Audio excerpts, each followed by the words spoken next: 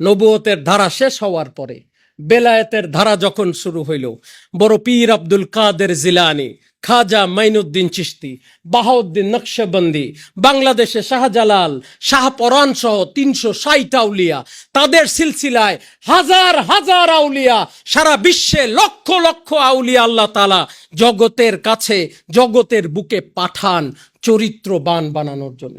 আপনার শুধু কিতাব দিয়েই যদি হতো, তাহলে আজকে ডাক্তার, ইঞ্জিনিয়ার, প্রফেসর, আলেম, এই যে আমার আলেম ভাইয়েরা আলেম পাশ করছেন, জিজ্ঞাসা করেন মাদ্রাসায় ওস্তাদ ছিল না ছিল না?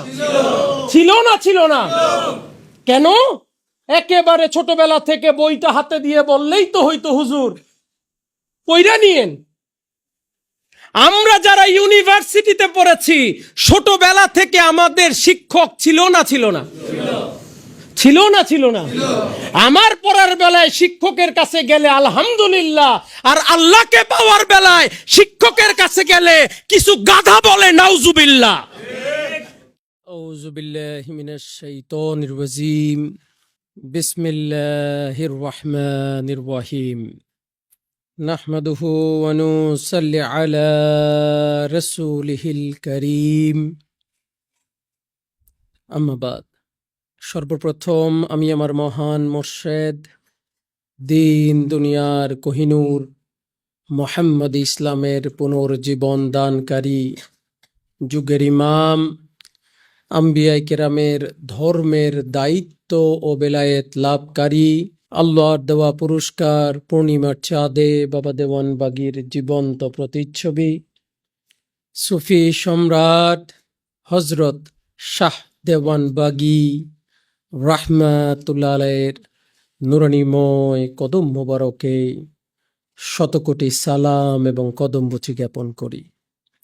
সালাম ও কদমবুচি জানাই কুতুবুল আকতাব, দুররে মাকনুন, খাতুনে জান্নাত, দয়াল মা রাহমাতুল্লাহ আলাইহার নুরানিময় কদম মোবারকে। উপস্থিত বিশ্ব আশিকে রাসূল সাল্লাল্লাহু আলাইহি ওয়াসাল্লাম সম্মেলনে আগত আশিকে রাসূল বৃন্দ এবং অনলাইন প্ল্যাটফর্মে আমাদের সাথে সংযুক্ত আশিকে রাসূল ভাই ও বোনেরা, আপনারা সকলেই আমার সালাম গ্রহণ করুন। আসসালামু আলাইকুম ওয়া রাহমাতুল্লাহি ওয়া বারাকাতুহু।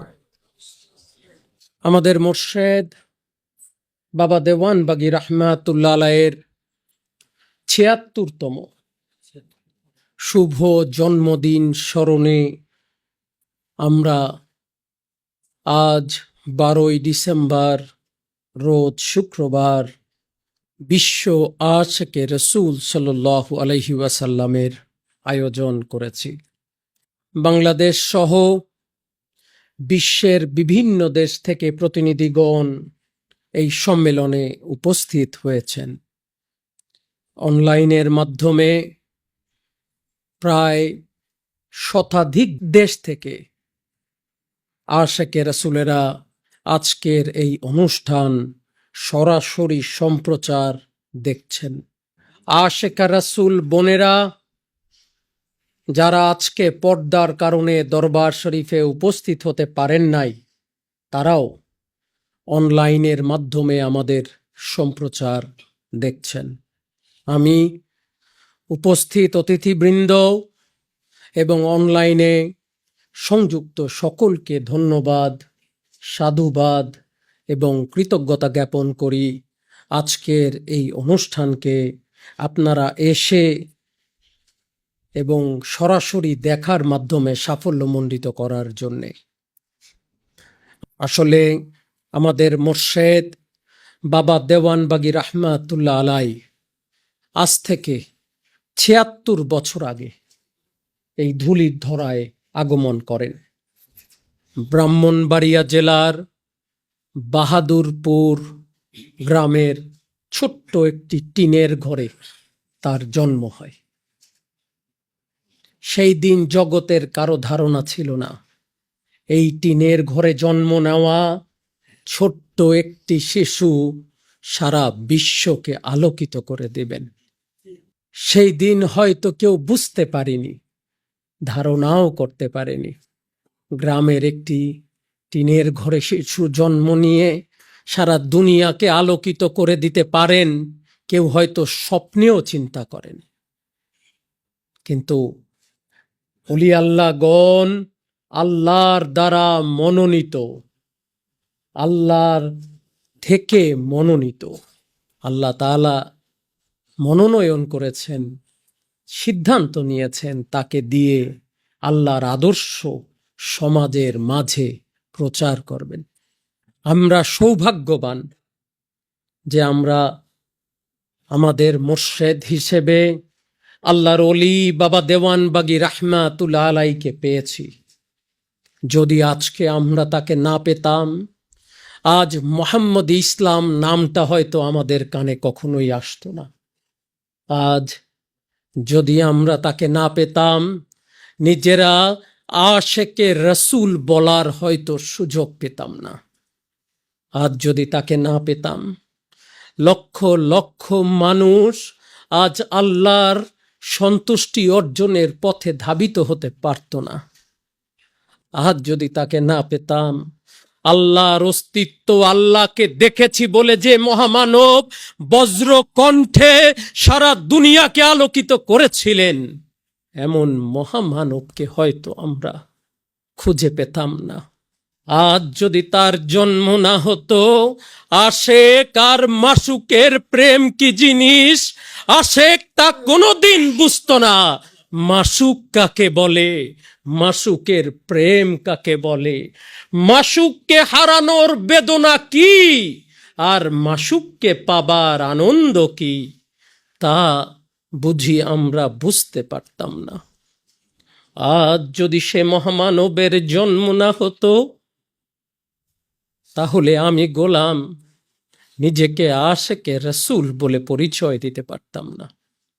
বাবা দেওয়ানবাগী রাহমাতুল্লাহ আলাই এত বড় মহামানব ছিলেন, যিনি শুধু নিজেকে আলোকিত করেছেন এমন নয়, তিনি তার আলোয় লক্ষ লক্ষ মানুষকে, কোটি কোটি মানুষকে আল্লাহ ও রাসূলের পথ দেখিয়েছেন।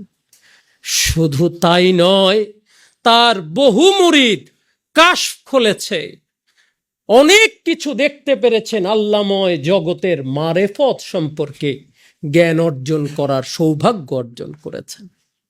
তিনি একদিকে যেমন ছিলেন মুক্তিযোদ্ধা, দেশ স্বাধীনের জন্যে, দেশকে রক্ষার লক্ষ্যে যেমন তিনি অস্ত্র হাতে নিয়েছিলেন, দেশ স্বাধীনের পরে মানুষকে স্বাধীন করার লক্ষ্যে, শয়তানের কাছ থেকে মুক্ত করার লক্ষ্যে তিনি আবার ওই পথেই নামলেন, এই ৩.৫ হাত দেহকে স্বাধীন করার জন্য। শেষ রক্তবিন্দু পর্যন্ত, ৭১ বছর জীবন পর্যন্ত তিনি এই যুদ্ধ করেছেন, কিভাবে এই ৩.৫ হাত দেহকে মুক্ত করা যায়, এই ৩.৫ হাত দেহকে আল্লাহময় করা যায়, এই ৩.৫ হাত দেহর মাঝে আল্লাহর সন্ধান খুঁজে বের করা যায়। সেই শিক্ষা, সেই বিদ্যা আমাদের মুর্শেদ বাবা দেওয়ানবাগী রাহমাতুল্লাহ আলাই দিয়েছেন, দিয়ে গেছেন। আমরা শ্রদ্ধার সাথে স্মরণ করি আমাদের মুর্শেদ বাবা কেবলাজানকে, যিনি দয়া করে আমাদেরকে এই মোহাম্মদী ইসলাম উপহার দেওয়ার মাধ্যমে সুযোগ দিয়েছেন। জেনারেশন টু জেনারেশন, জাতি টু জাতি, আগামী কিয়ামত পর্যন্ত মানুষ এই ধারায় এসে আল্লাহ ও রাসূলকে পাওয়ার বিদ্যা অর্জন করবে, আল্লাহকে পাবে, আল্লাহ ও রাসূলের সন্তুষ্টি অর্জন করতে পারবে। তিনি যেই ধারা আমাদেরকে উপহার দিয়েছেন, সেই জন্যে আমাদের মুর্শেদ কেবলাজানের নুরানিময় কদম মোবারকে কৃতজ্ঞতা শ্রদ্ধা জ্ঞাপন করি এবং দয়া চাই। ওলি আল্লাহগণ জাহিরিতে চলে গেলেও তারা বাতেনিতে হাজির নাজির থাকেন। আমরা দয়া চাই, তিনি যেন দয়া করে তার এই শুভ জন্মদিনের ওয়াসিলায় আমাদের ভুল বেয়াদবিগুলোকে মাফ করে দেন, আমাদেরকে ক্ষমা করে দেন, আমাদের অন্যায় অপরাধগুলোকে তিনি মাফ করে দেন, আমাদেরকে ক্ষমার নজরে দেখেন। আমরা যে ক্ষুদ্র আয়োজন করেছি দেশ বিদেশ থেকে বাবা দেওয়ানবাগীর জন্মদিন উপলক্ষে, তিনি দয়া করে আমাদের এই ক্ষুদ্র আয়োজনকে কবুল করে নেন। সুম্মা আমিন, সুম্মা আমিন। সম্মানিত আশেকে রাসূলেরা, বাবা দেওয়ানবাগীর জন্মদিন ব্যক্তি হিসেবে আমার জীবনে অত্যন্ত আনন্দের দিন। আমি সারা বছর অপেক্ষা করি এই দিনের জন্যে, কখন আমার মোর্শেদ কেবলাজানের শুভ জন্মক্ষণ তৈরি হয়। যদিও সরকারি বন্ধ না থাকার কারণে চাইলেও 14ই ডিসেম্বর আমার মোর্শেদ কেবলাজানের শুভ জন্মদিন। সরকারি বন্ধ না থাকার কারণে আমরা বাধ্য হয়ে শুক্রবার দিন করি, কারণ আমি এত বড় হতভাগা, আপনাকে দাওয়াত করি অথচ আপনাকে বসতে দিতে পারি না। আমি এত বড় ফকির যে আপনাকে দাওয়াত করি, খানার জন্য একটি প্লেট দিতে পারি না। আমি এত বড় দুর্ভাগ্যবান, আপনাকে বসার জন্য একটি বিছনা দেওয়ার ক্ষমতা আমার নাই।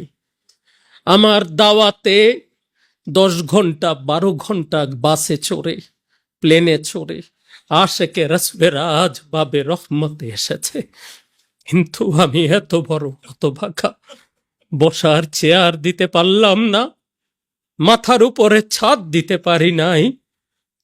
আসমানের নিচে আশেকে রাসূলেরা বসে আছে, খাবার প্লেট দিতে পারি নাই, প্যাকেটে করে দিয়েছি, যে যেখানে পারে খেয়ে নিবে।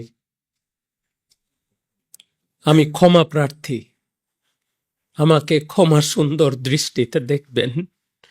আমার জায়গা নাই, আমার অন্তরে আপনাদের জন্য অসীম ভালোবাসা আছে, তবে আপনাদেরকে বসানোর মতো যোগ্যতা নাই, আপনাদেরকে দেওয়ার মতো জায়গা নাই, রাখার মতো জায়গা নাই। রাস্তায় বসতে দিয়েছি, কষ্ট করে বসেছেন, আমাকে ক্ষমা সুন্দর দৃষ্টিতে দেখা ছাড়া, ক্ষমা চাওয়া ছাড়া আমার তো আর কিছু করার নাই। আমাদের মুর্শেদ বাবা দেওয়ানবাগী রাহমাতুল্লাহ আলাই তার 71 বছর জীবনে তিনি একটি স্বপ্ন দেখেছিলেন, এই মোহাম্মদ ইসলামের ধারাকে এগিয়ে নিয়ে যাওয়ার জন্যে।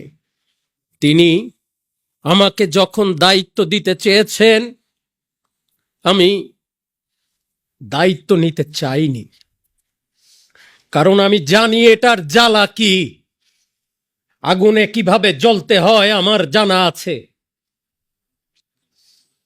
আমি মোর্শেদ কেবলাজানের কাছে ক্ষমা চেয়েছিলাম যাতে আমাকে দায়িত্বটা না দেয়া হয়, আমি মাফ চেয়েছিলাম।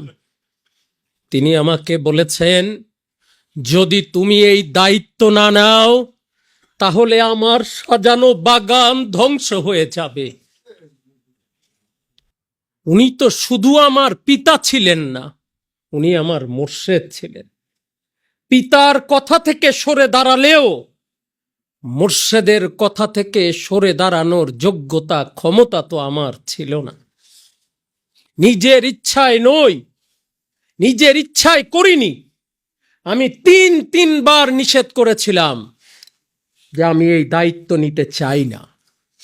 বাবা দেওয়ানবাগী শোনেন নাই, তিনি আমাকে বলেছেন তোমাকেই নিতে হবে। এক পর্যায়ে আমি বলেছিলাম সারা দুনিয়ার মানুষ আমার শত্রু হয়ে যাবে, ভাই বোন আত্মীয় স্বজন পাড়া প্রতিবেশী সারা দুনিয়া আমার বিরুদ্ধে দাঁড়াবে। আমার মোর্শেদ বললেন, যদি আমি তোমার সাথে থাকি, মোর্শেদ যদি বলেন আমি তোমার সাথে থাকি, আমার কি যোগ্যতা আছে বলেন? তাকে না করার কি যোগ্যতা রাখি আমি? আমি মোর্শেদের নির্দেশেই দায়িত্ব নিয়েছি। কিন্তু এ তো এমন বড় বোঝা, আল্লাহর কসম এই বোঝা অনেক ভারী, এই বোঝার জ্বালা অনেক, এই বোঝার কষ্ট অনেক। শিক্ষক ভালো সেই দিন যেই দিন তার ছাত্র ক্লাসে পাশ করে। বাংলাদেশের সবচেয়ে বড় স্কুলে যান, যদি আপনার ছেলে পাশ না করে আপনি বলবেন এই ফালতু স্কুলে আমার ছেলেকে কেন দিলাম, এই ফালতু শিক্ষকের কাছে কেন দিলাম। দায়িত্ব নেওয়া সহজ, কিন্তু দায়িত্ব নিয়ে বাবা দেওয়ানবাগীর মুরিদকে আল্লাহ প্রাপ্তি, আল্লাহর সন্তুষ্টি অর্জন করা অনেক কঠিন কাজ। দায়িত্ব নেওয়ার পরে বুঝতে পারলাম আল্লাহর সন্তুষ্টি অর্জন করানো তো সহজ না, আল্লাহ প্রাপ্তি তো সহজ না, অনেক কঠিন। এই আমি দিনের পর দিন তালিমের ব্যবস্থা করলাম, আলোচনার ব্যবস্থা করলাম, বিভিন্ন কলা কৌশলে এখনো সেই কৌশল চালিয়ে যাচ্ছি, কিভাবে আপনাদেরকে আল্লাহর সন্তুষ্টি অর্জন করাতে পারি। দেখেন, ধর্মর ব্যাখ্যা যে যাই দেখ, ধর্মর ব্যাখ্যা যে যেভাবে দিক, তার মূল ব্যাখ্যা হচ্ছে আল্লাহর সন্তুষ্টি অর্জন করা।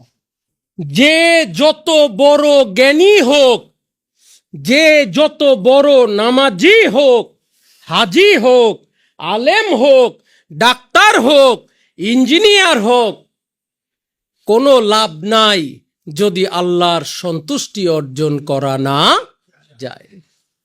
সকল ইবাদতের মূল লক্ষ্য কি বলেন তো? আল্লাহর সন্তুষ্টি অর্জন করা। তাহলে আমাদের ইবাদত করা, আমল করা, কর্ম করা, সব কিছুর মূল হচ্ছে কি? দিন শেষে আল্লাহর সন্তুষ্টি অর্জন করা। যদি আল্লাহর সন্তুষ্টি অর্জন করতে পারি, আমার জীবন সার্থক। আর যদি সন্তুষ্ট অর্জন না হয়, আমার জীবন ব্যর্থ। সহজ হিসাব, এই সন্তুষ্টি করতে গিয়ে আমরা নামাজ পড়ি, সহি। এই সন্তুষ্টি করতে গিয়ে আমরা রোজা রাখি, সহি। হজ করি, যাকাত দেই, আমল করি, সৎ পথে চলি, আল্লাহর হুকুম আহকাম মেনে চলি, বাট সব কিছুর মূল এক, আল্লাহর সন্তুষ্টি অর্জন করা। যদি আল্লাহ আপনার প্রতি সন্তুষ্ট না হয়, তাহলে কোনো ইবাদতের, কোনো কর্মের কোনো মূল্য নাই। আগে মূল ঠিক করেন। আপনি বাবে রহমতে আসবেন, আপনি গাড়িতে উঠে সিদ্ধান্ত নিলে হবে না যে গাড়িতে ওঠার পরে আমি দিক ঠিক করব কোথায় যাব। আপনাকে গন্তব্য যাওয়ার আগে, গাড়িতে উঠার আগে চিন্তা করতে হবে কোথায় যাব। বাবে রহমত হইল আরামবাগে, কোথায়? আরামবাগ হইল মতিঝিল থানার আওতায়। তাহলে গাড়িতে উঠতে হবে সেই গাড়িতে যে গাড়ি আপনাকে মতিঝিলে পৌঁছাইতে পারে। এখন যে কোনো একটা বাসে উঠে গেলে কি আপনি মতিঝিল পৌঁছতে পারবেন? তাহলে প্রত্যেকটা মুমিন মুসলমানের প্রত্যেকটি ইবাদতের প্রথম মূল লক্ষ্য উদ্দেশ্য জানতে হবে, তারপরে ইবাদত করতে হবে। সকল ইবাদতের লক্ষ্য এবং উদ্দেশ্য হচ্ছে আল্লাহর সন্তুষ্টি অর্জন করা। আগে ঠিক করেন, গন্তব্য ঠিক করেন, তারপরে ইবাদত করেন। গন্তব্য ঠিক না করে বাসে উঠলে যেমন আরেক জায়গায় পৌঁছে যাবেন, ঠিক তেমনি ভাবে গন্তব্য ঠিক না করে যদি আপনি ইবাদত করেন, আপনি আল্লাহ থেকে পাওয়া দূরের কথা, লেফট রাইট সেন্টার কোথায় দৌড়াবেন আপনি নিজেই বুঝতে পারবেন না। আল্লাহর ওলিগণ যুগে যুগে মানুষের কাছে আসেন। আল্লাহর ওলিগণ কেন আসেন? আজকে যারা বলে ওলির দরকার নাই, আজকে যারা বলে ওলিউল্লাহর দরকার নাই, তাহলে নবী আল্লাহর দরকার কি ছিল? কিতাব লৌহে মাহফুজ থেকে সরাসরি তো আল্লাহ তাআলা জগতে পাঠিয়ে দিতে পারতেন, পারতেন না? পারতেন না? রাসূল আল্লাহর দরকার ছিল? নবী মুহাম্মদ সাল্লাল্লাহু আলাইহি ওয়াসাল্লামের দরকার ছিল, ইব্রাহিম আলাইহি ওয়াসাল্লামের দরকার ছিল, মুসা আলাইহি ওয়াসাল্লামের দরকার ছিল।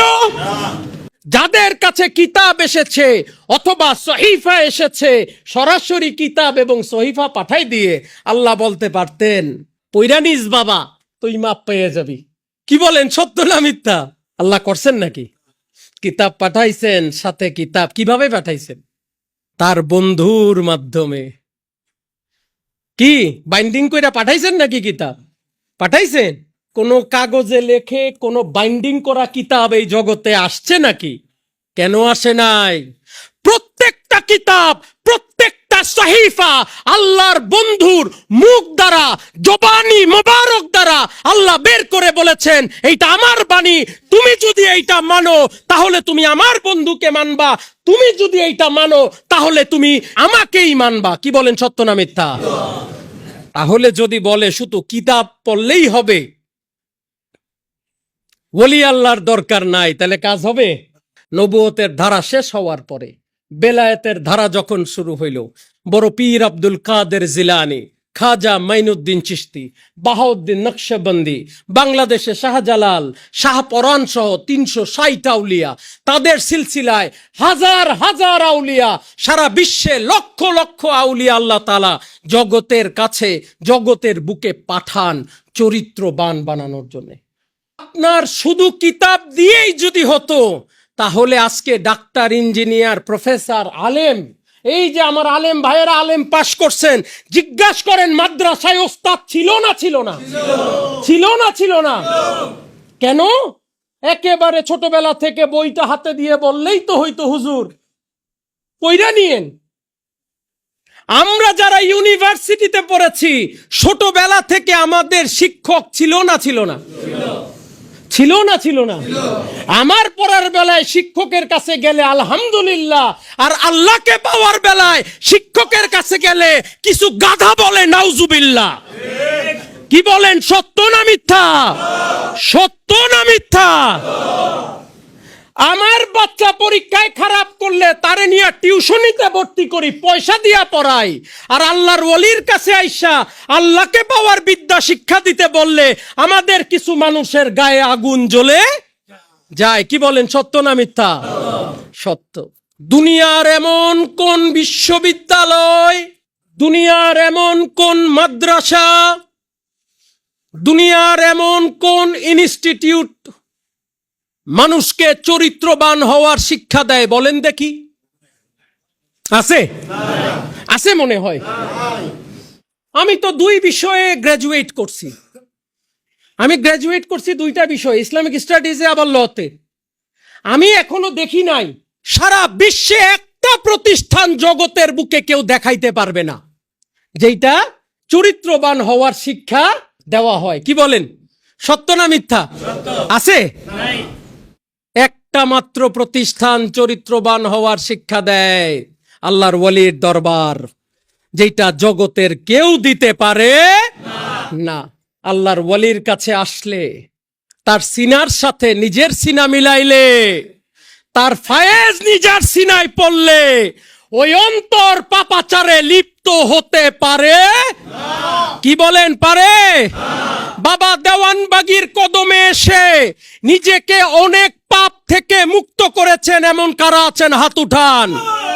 বাবা দেওয়ানবাগীর কদমে এসে দুনিয়ার অনেক পাপ থেকে নিজেকে কারা কারা মুক্ত করতে পেরেছেন? হাত উঠান। আল্লাহু আকবার, আল্লাহু আকবার। দেখেন আশেকে রাসূলেরা হাত উঠিয়েছে। এইটা চরিত্রবান হওয়ার বিদ্যালয়, এখানে চরিত্রবান হওয়া যায়। লক্ষ লক্ষ আশেকে রাসূল হাত তুলে সাক্ষী দিচ্ছে তারা নিজেকে পরিবর্তন করতে পেরেছে, এইটাই তার প্রমাণ। কি বলেন, সত্য না মিথ্যা? কোর্টে 3টা সাক্ষী হইলে রায় হয়ে যায়, লক্ষ আশেকে রাসূল সাক্ষী দেয় বাবা দেওয়ানবাগীর কদমে এসে চরিত্রবান হওয়ার বিদ্যা অর্জন করেছি না করি নাই? নিজেকে পরিবর্তন করতে পেরেছি কি পারি নাই? হাত নামান। আল্লাহর ওয়ালিগণ যুগে যুগে আসেন মানুষকে চরিত্রবান বানাতে। চরিত্রবান হওয়ার মাধ্যমেই মানুষ আল্লাহর সন্তুষ্টি অর্জন করতে পারে। আমি কি বুঝাইতে পারলাম? দুশ্চরিত্র লোক কি আল্লাহর সন্তুষ্টি অর্জন করতে পারে? বিশ্বের এমন দেশের বড় অভাব যারা ম্যাক্সিমাম মানুষ মাস্টার্স করতে চায়, কলেজের পরে ম্যাক্সিমাম দেশেই পড়াশোনা করতে চায় না।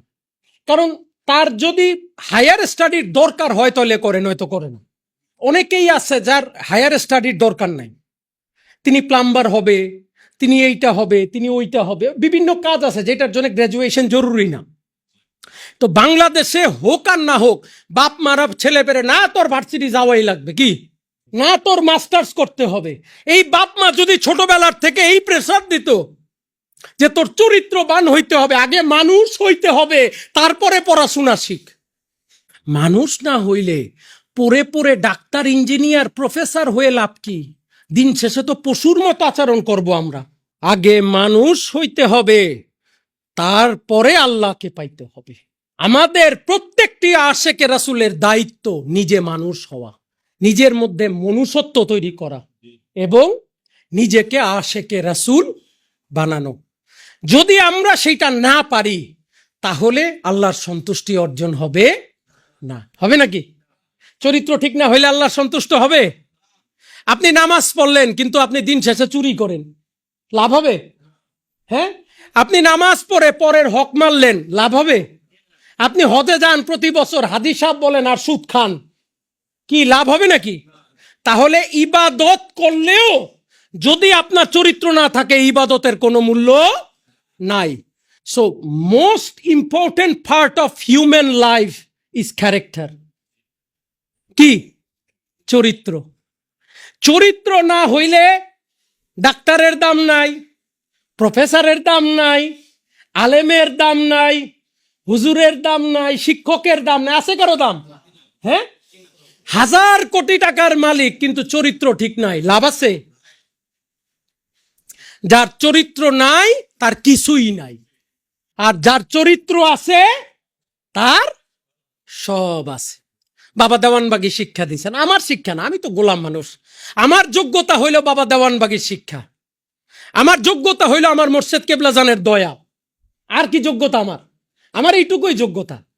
তাই আজকের এই দিনে আমরা যদি চেষ্টা করি নিজেকে আলোকিত করতে, বা আমরা যদি সংকল্প করি আমরা নিজেকে আলোকিত করব এবং সেই সংকল্প অনুযায়ী আমরা কাজ করি, সারা বিশ্বের মানুষ আমাকে আজকে দেখছে, আমার মাধ্যমে সকলের কাছে আহ্বান করি, আসুন আমরা সবাই চরিত্রবান হই।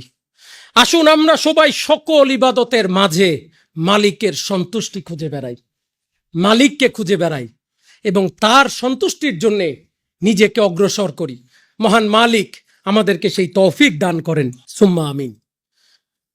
আমি আমার মালিকের কাছে পানা চাই, দয়া চাই, আজকে যারা উপস্থিত হয়েছেন তাদের জন্য।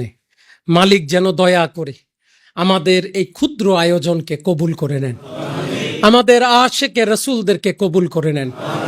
যারা কষ্ট করে রাস্তায় বসে রৌদ্রে পুড়ে এই কষ্টে আজকে সারা রাত রাস্তায় বসে মোরাকাবা করেছেন, আল্লাহকে পাওয়ার চেষ্টা করেছেন, আমি তাদের জন্য মালিকের কাছে ক্ষমা চাই। মালিক দয়া করে তাদেরকে মাফ করে দেন। যারা সম্মেলনে যোগ দিয়েছেন, যারা যোগ দিতে পারেন নাই, যারা অসুস্থ, যারা জাকের বোনেরা যারা আসতে পারেন নাই, আমি তাদের জন্য মালিকের কাছে পানা চাই। মালিক দয়া করে তাদেরকে মাফ করুক এবং তাদেরকে কবুল করুক। আমি মালিকের কাছে দয়া চাই, আমাদেরকে শান্তিময় দেশে রাখার সুযোগ দেন, যেই দেশে আর মাজার ভাঙা হবে না, যেই দেশে আর রওজার উপরে আঘাত করা হবে না, যেই দেশে আল্লাহর ওয়ালিদেরকে আর গালি দেওয়া হবে না, যেই দেশে কোনো ওয়ালি আল্লাহর মাজারের উপরে আঘাত করা হবে না। আমরা একে অপরকে সম্মান দিয়ে, ইজ্জত দিয়ে, ভালোবাসা দিয়ে এগিয়ে যেতে পারি, মালিকের কাছে সেই দয়া ভিক্ষা চাই। আমরা ভ্রাতৃত্ব, মহাব্বত, ইশকের মাধ্যমে একে অপরকে নিয়ে এই দেশটা আমার, এই দেশটা তার, এই দেশটা আমাদের, এই আমাদের ভাবাপন্ন করে যাতে এই দেশে বেঁচে থাকতে পারি।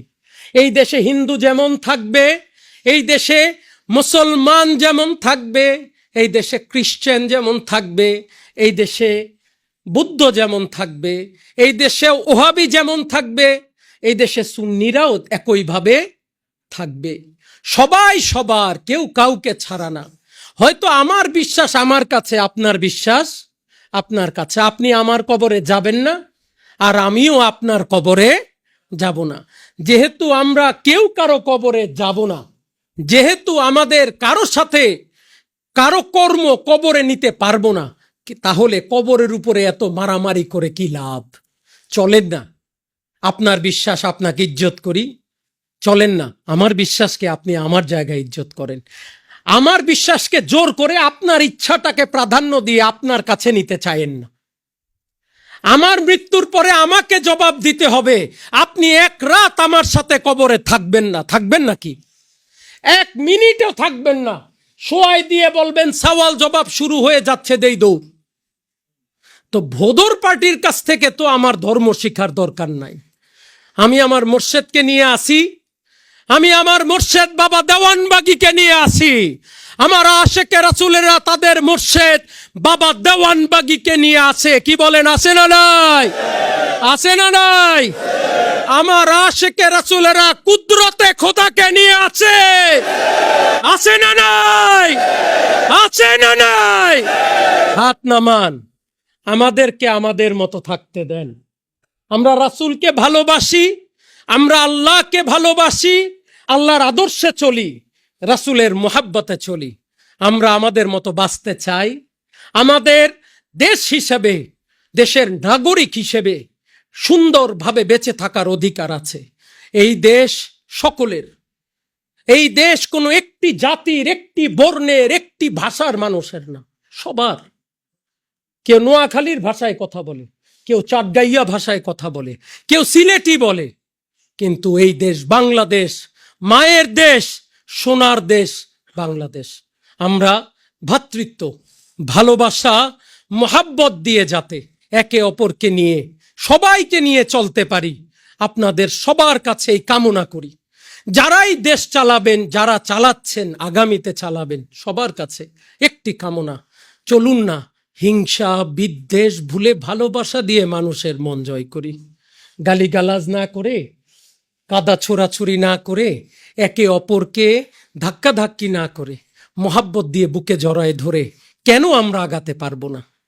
কেন আমার উপরে উঠতে আরেকজনকে ধাক্কা দিয়ে নিচেই নামাতে হবে?